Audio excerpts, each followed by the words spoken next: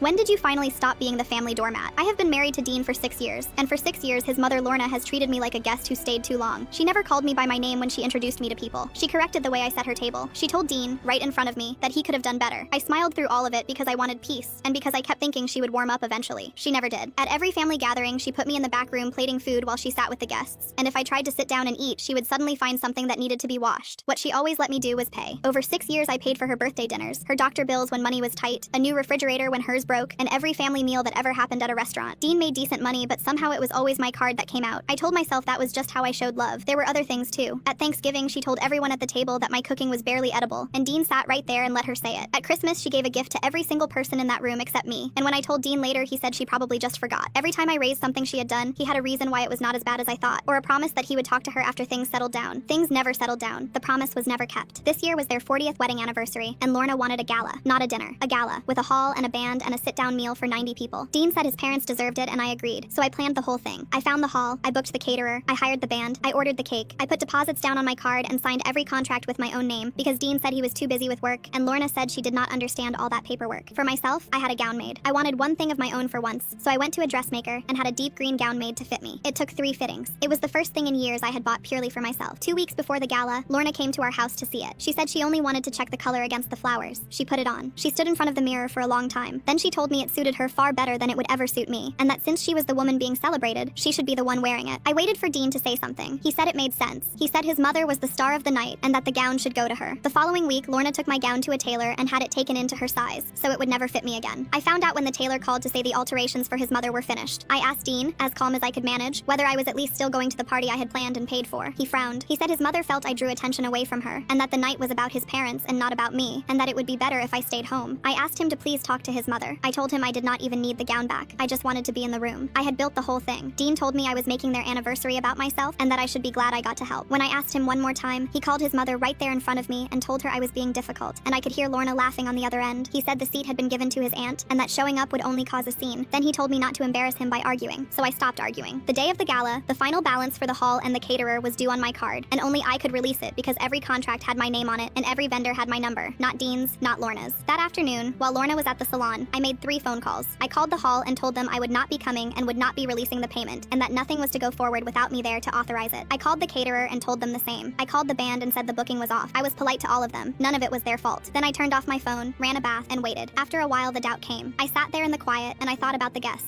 90 people who got dressed up, drove out, found parking, walked in with cards and smiles, and not one of them did anything wrong to me. Some of them were old. Some of them had probably brought grandchildren. I picked up my phone and pulled up the hall manager's number and sat there with my thumb over the call button for a long time. I could still release the payment. I could let them open the doors and let the caterer unload and just let it all happen without me there. I sat like that for what felt like a long time. Then I set the phone face down on the counter and pressed my hands into my knees. Lorna stole my dress. She had it cut down to fit her body so it could never fit me again. Dean called her on the phone and laughed about me while I was standing right there in the room. They told me I was not welcome at a party I found and planned and signed for and paid for with my own money. I left the phone face down and I let the doubt pass through me, and when it was gone, I was still sure. Here is what I heard later from Yoon, Dean's aunt, who called me the next morning. The guests arrived at 7 and stood in the lobby. The doors to the main hall stayed locked. The manager kept telling everyone he was sorry, but the woman who held the contracts and the payment was not there, and without her authorization, there was no dinner and no hall. The caterer's vans never unloaded. The band never set up. Lorna stood in the middle of the lobby in my green gown, the one taken into her size, with 90 people watching, and there was no party for her to walk into. Dean called my phone again and again. When I finally turned it on, he was screaming that I had ruined his mother's night, that I was selfish, that I had embarrassed the whole family. I told him, calm and flat, I planned it, I paid for it. I was told I wasn't welcome at my own event, so the event doesn't happen. Dean went quiet for the first time. Then Lorna got on the phone. Her voice came through shaking with rage. She said I was a spiteful little girl and I had done this to punish her. I did not raise my voice. I told her I just stopped doing everything for free. She said I was done in this family. I said she had already made sure of that when she told Dean to uninvite me. I hung up. The text came in after. Call the venue now. This is your last chance to fix this. I will never forgive you for this. Then a 4th one that made me stop. Dean is done with you. Don't bother coming back. What hit me was not the words. It was that Lorna was the one sending them. She was not relaying a message from Dean. She was ending my marriage on his behalf, from her own phone, and Dean was standing right there letting her do it. That told me more than 6 years of dinners and arguments ever had. I turned the phone over, walked to the bedroom, and pulled the big suitcase down from the closet shelf. I packed what mattered. My documents, my passport, my bank statements, the photos from before the marriage, my laptop, the jewelry box my grandmother gave me with the pearl earrings and the gold chain I wore on my wedding day. 6 years of marriage and everything that was really mine fit in one bag with room to spare. I zipped it shut and set it by the door. Then the front door opened. Dean was home, still in his suit, his tie yanked loose, sweat stains on his collar. He saw me, and then he saw the suitcase, and something underneath the anger came up that I had never seen on him before. He said, "What are you doing?" doing?" in a voice rougher than I expected. I said, "What does it look like?" He took a step toward me and said I was not leaving. We were going to talk about this. His voice had that tone, the one he always used when he wanted to sound like the calm and reasonable one, like I was the problem and he was the solution. I had heard that voice 100 times. It used to work on me. He said I was not leaving. We were going to talk. I looked at him blocking the hallway and said, "You told me to stay home, Dean. I'm staying home. Just not this one." He tried the soft voice then, low and warm, the one he always used after fights, the one that told me to sit down and let him explain. That voice had kept me in this house for 6 years because every time I heard it, I thought maybe this time he really meant it. Maybe this time something would change. Part of me still felt the pull of it. I could feel it working even now, that old impulse to set the suitcase down and give him one more chance. But my hand stayed on the handle. I told him I had been talking for 6 years and he had never listened. He said I was being dramatic. He said one bad night did not erase a whole marriage, like he truly believed this whole thing started a few hours ago when I made those calls. Like every Thanksgiving and Christmas and birthday and restaurant bill and the phone call where he laughed at me were just small things that did not add up. Then he tried the promise. He said he knew his mother was difficult and he would sit her down and work it out. I asked him when, and he said after things calmed down. Always after. Always some future day that never came. I told him I had heard that promise after every Thanksgiving and every Christmas and every time, and he had never once followed through. He said, "So what? You're throwing away our marriage over a dress." I set the suitcase down, stood up straight, and looked at him and said, "It was never about the dress. It was about watching you call your mother to laugh at me. You were 10 feet away from me, Dean. I was right there in the room. You picked up the phone and made fun of me to the woman who has been making my life small for 6 years. That is what I am leaving over." His face changed. The softness fell off, and underneath it was something raw he had no script for. Before he could find words, Lorna pushed past him into the hallway. She was still wearing my green gown, pins out, makeup smeared under dry eyes. She looked at the suitcase and then at me, and her voice came out low and cracked, the voice of a woman whose heart had been broken. She said she hoped I was proud of myself. 40 years of marriage and I had made it a joke. I almost bought it. For 1 second I almost opened my mouth to say I was sorry, but her eyes were not on me. They were on Dean. Every word of pain was aimed at him, not at me. She was performing for her son, the same way she had performed for 40 years. I said, "Lorna, take off my dress." She blinked. I said it again, slower. "That gown was made for me. You took it. You altered it. You are standing in my house wearing something you stole from me and you want me to feel sorry for you." She turned to Dean and said, "Are you going to let her talk to me like that?" I watched Dean do what he always did. He froze. He did not step toward me. He did not step toward her. He just stood there with no answer, and that told me everything I needed to know. I picked up my suitcase, walked past both of them, and went straight to the front door. Outside, Yoon was in the driveway with her engine running. When she saw me come out with the suitcase, she got out and walked toward me and said she had seen everything at the hall and needed to talk to me before I went anywhere. I said I did not want to hear another person tell me I was wrong tonight. She held up both hands and said she was not there for that. She was there to tell me what Lorna said to the guests after I hung up. I set the suitcase down and said okay. Yoon told me that after the lobby fell apart and the hall manager told everyone the event was not happening, Lorna gathered the guests who stayed and told them I had a breakdown. She told them I was mentally unstable. She said Dean had been dealing with my erratic behavior for months and that I had been getting worse. She told them I sabotaged the gala on purpose, out of jealousy, because I could not stand the idea of Lorna being celebrated. She said I was sick with it, that I had been bitter and jealous for years, and this was what happened when someone like me finally snapped. And Dean, Yoon said, was standing right next to his mother the entire time she said all of it, shoulder to shoulder with her while she told 30 people his wife was mentally unstable. Not one word of correction from him. Yoon said she stood at the back of that group and listened to every word, and when it was over she looked at Dean and he would not meet her eyes. She said that was when she decided she was done staying quiet. She had watched Lorna do this to every woman who married into the family, and she was not going to watch it happen again without saying something. The next morning, I sat down at the counter with my laptop and added up every dollar I had spent on this family. 6 years of birthday dinners where I always grabbed the check. The refrigerator I bought when Lorna's broke because Dean said she could not afford it, and what was he supposed to do? The 3 rounds of Dr. Bills he said he would pay back and never did. The holiday meals at restaurants with white tablecloths because Lorna wanted something nice, and nice always meant my card. The Christmas presents I bought on behalf of both of us because Dean never remembered to shop. The gala, hall deposit, $2,000, caterer, $4,800, band, $1,500, cake, flowers, invitations. I sat there adding line by line for over an hour, and when the laptop totaled it, I stopped breathing for a second. More than some people make in a year. Not once in 6 years did anyone in that family say thank you. I did not cry when I looked at that number. I just sat there and looked at it and thought, this is what it cost. This is the price I paid to keep the peace, to make Dean's life easier, to be the wife who always pulled out her card with a smile and never complained. That morning, Yoon called and said the family group chat was already burning. Lorna had posted calling me a disturbed woman who tried to ruin a beautiful celebration out of spite. But people were asking questions underneath it. A cousin had replied asking why I was not at the gala in the first place. Another asked who paid for the event. Lorna never answered either one. Instead, she wrote, "This is a family matter and I would appreciate privacy." The story only worked if nobody asked how the villain ended up paying for everything and then was told she was not invited. That afternoon, I texted Dean. I told him I was not coming back to the house until 3 things happened. He acknowledges that his mother took my gown without my permission. He acknowledges that telling me to stay home from an event I planned and paid for was wrong, and he tells the family the truth about who funded the gala. 3 things. I watched the read receipt appear. He did not reply. 2 hours later, he called. His voice was flat. He said his mother was really upset. He said I needed to stop talking to Yoon because she was making things worse. I let him finish, and then I asked whether he was willing to do any of the 3 things I had asked. A long pause. I could hear a television in the background, which meant he was still at Lorna's house, sitting in her living room with her somewhere close enough to listen. He said, "My mother is 63 years old. You want me to embarrass her in front of the whole family." I told him she had already embarrassed me in front of the whole family when she told everyone I was mentally unstable, when she wore my dress, when she had me removed from my own event. He said he needed time to to think. Before I could hang up, he said, almost to himself, she told me the dress thing was your idea. She said you offered it to her. I went still. I told him she came to our house. She put it on. She stood in front of the mirror and told me it suited her better than it would ever suit me. And he was in the room when it happened. There was a long pause, and then Dean said, I don't remember it like that. 5 words. And in that moment, I understood something I had not fully understood before. Lorna had not just been rewriting the story for the family. She had been rewriting it for Dean for years, shaping what he remembered, replacing what actually happened with a version where she looked reasonable and kind, and Dean had been letting her because it was easier to misremember than to admit his mother was cruel. I hung up. Yoon arranged a sit-down the following afternoon at her house. She invited me, Dean, Lorna, and 4 family members who had already been asking questions, including the cousin who posted those 2 questions Lorna never answered, and Lorna's own sister. When I walked in, Lorna was already at the head of the table, pressed blouse, fresh makeup, chin up, the wronged matriarch ready to receive everyone. She looked right at me when I came through the door and said, loud enough for the room to hear, I hope you're here to apologize. I did not apologize. I sat down across from her and set my bag on the floor. Dean came in a few minutes later. He looked like he had not slept. He sat without a word and put his hands together on the table and stared at the wood. I said, very calm, can I share something with everyone? I reached into my bag and pulled inside was printed every line itemized dates and amounts, plus copies of every vendor contract, my name as the sole signer on every signature. I had made enough copies for the whole table. The pages went around and the room went quiet. Dean's cousin looked at the total and said, you paid for all of this. I nodded. The numbers said everything that needed saying. Lorna's sister looked at the contracts, looked at every signature line, and then looked at Lorna and said, you told us Dean handled the finances. Lorna's jaw tightened. She said, she offered to help. That was her choice. I picked up my phone and opened the texts Lorna had sent the night of the gala and read them out loud, one by one, without hurrying. Call the venue now. This is your last chance to fix this. I will never forgive you for this. Dean is done with you. Don't bother coming back. Then I read the screenshot of Lorna's group chat message, the part where she called me a disturbed woman who tried to ruin a beautiful celebration out of spite. I put my phone face down on the table and said, I was told I was not welcome at the event I planned and paid for. When I chose not to fund a party, I was banned from attending. I was called mentally unstable in front of the entire family. The room was completely still. Lorna's sister turned to her and said, did you take her dress, Lorna? Lorna looked back at her sister and said, she didn't even need it. She wasn't coming. She said it without a pause, like it made perfect sense, like taking someone's custom-made gown was the most reasonable thing in the world as long as that person was not going to be in the room. She did not deny it. She did not even try to spin it. She just said it, and I watched the faces around the table react. The cousin let out a slow breath. Lorna's sister closed her eyes for a second. One of the other family members put a hand over her mouth. That one sentence confirmed everything I had said. Yoon turned to Dean. Her voice was steady. She said, your wife asked you for 3 things 2 days ago. She asked you to acknowledge the dress was taken. Oh, no. She asked you to acknowledge she was excluded from her own event. She asked you to tell the family the truth about who paid. It has been 2 days. Have you done a single one? Dean did not answer. He did not move. Yoon let the silence sit and then said it again. Have you done a single one? Dean looked up, but not at Yoon. He looked at his mother. And Lorna, still sitting straight with her chin high, gave him the smallest shake of her head. So small that if you were not watching, you would have missed it. Dean's cousin saw it. He leaned forward and said, out loud, in front of everyone, did she just tell you not to answer? The room went very still. Then Dean spoke. His voice was low and unsteady. He said, Mom told me the dress was offered to her. Mom told me it would be better if she stayed home. Mom said she would cause a scene. A pause. Then he said, I believed her. I always believe her. He lifted his eyes from the table and looked at me and said, I should not have called you difficult. I should not have laughed on the phone. I should have been standing next to you at that gala. Lorna stood up. Her chair scraped hard across the floor. She said, after everything I have done for this family, my own son turns on me in front of everyone. She looked around the room for someone to stand with her. No one moved. No one spoke. She gripped her purse strap, knuckles going white, and walked toward the door. She was almost out when I said her name. She stopped, did not turn all the way around. I said, you can keep the dress. I don't want it anymore. I let that sit for a second. Then I said, but you don't get to keep the story. She walked out. Dean did not stand up. He sat in his wrinkled shirt with his hands flat on the table and did not move.